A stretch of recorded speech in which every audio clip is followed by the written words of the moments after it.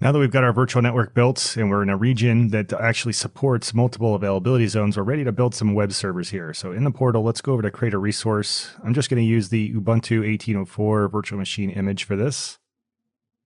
And so we're going to place this in the web servers resource group. We're going to call this first virtual machine web 1. For availability options, what we'll do is we'll pick availability zone. And then from the drop-down list, we'll pick availability zone 1. Now in the real world for authentication, I'll probably set up an SSH key pair, but I'll just do a username and password for now.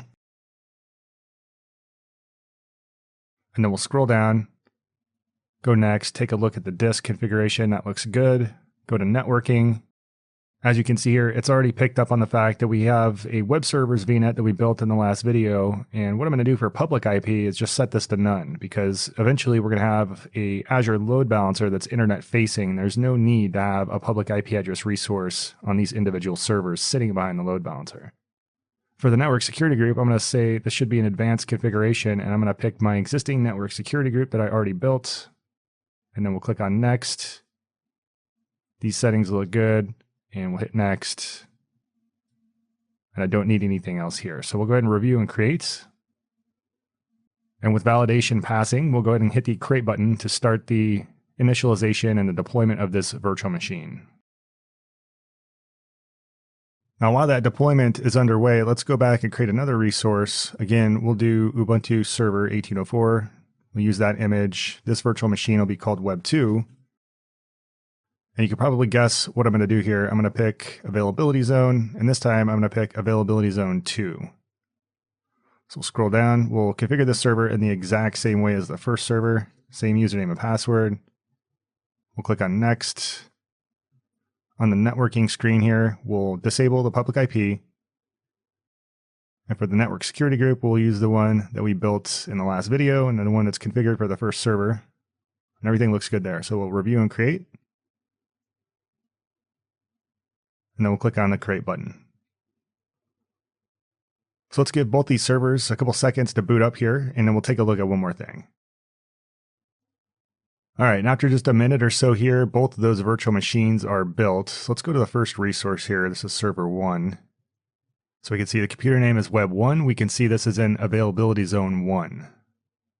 Now currently, since this has no public IP address, I have no way to get to this server. I haven't built a load balancer yet, but what I can do is I could scroll down on the left and come down here to the very bottom under support and troubleshooting. I could go to serial console. We can actually get a command line on the server, and we can install a basic web server on this machine.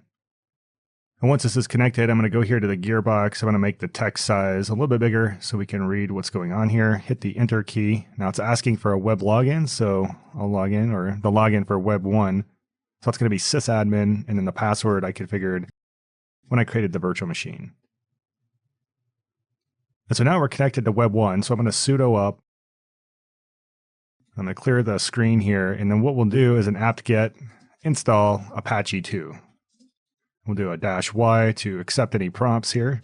This will give us just a basic web server. We could set up a web page.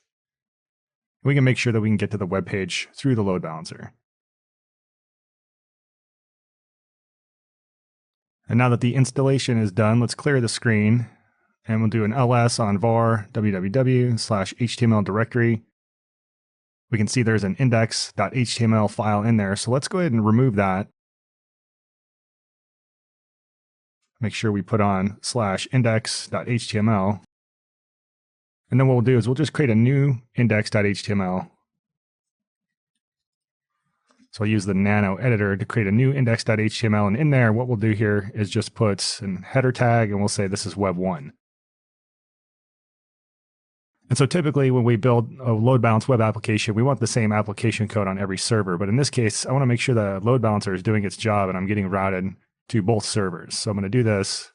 To save the file, I hit Control X and then I type Y and hit enter, and we're good to go there. If we clear the screen, we can actually do a cat on that file just to make sure it took the changes. And everything looks good. Let's do the same thing to the second web server. So I'm going to go back here. We're going to go into resource groups, go into web servers, go to web 2, go to the serial console, go ahead and hit the gearbox, make the text a little bit bigger, Now that we're connected, I'll hit the enter button. It's asking us for the Web 2 login, so I'll go ahead and log in. And once again, I'll do what I did on the last server, exact same steps. I'll do an apt-get, install Apache 2, -y.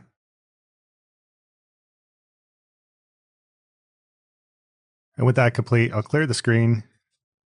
And we'll do what we did last time. We'll remove the var www HTML index.html file. And then we'll create a new one. And in here, what we'll do is we'll do an h1 tag and we'll say web2. Hit Control X, type Y to save, and everything's good. Once again, we can clear the screen. We can cat out that file, make sure everything looks good there. And we're good to go. And if we scroll back up to the overview tab here, we'll be able to see that server 2 or web 2 is actually in availability zone 2. So at this point, we've got web servers in 2 different availability zones. They've got a web page on them. And what we'll do next is set up a load balancer so we can test this out. Now, I know we're doing a lot of hands-on in these last couple of videos, but I want to give you a clear picture about how these load balancers work, so it's going to be easier for you as you create your designs. Let's go ahead and move over to the next video, and we'll roll out an Azure load balancer.